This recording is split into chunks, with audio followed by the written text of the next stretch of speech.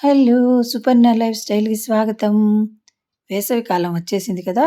ఈ వేసవిలో కాఫీ, టీలు తాగే కన్నా చల్లగా ఇలాంటి స్మూతీలు, చల్లని పానీయాలు తాగాలనిపిస్తుంది కదా!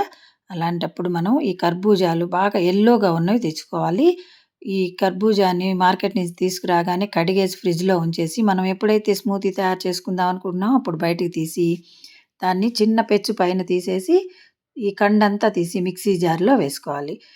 దీనిలో 2 యాలకులు, తర్వాత 2 స్పూన్ల పంచదార, ఒక కప్పు చల్లని పాలు పోసి మెత్తగా మిక్సీ పట్టుకోవాలి.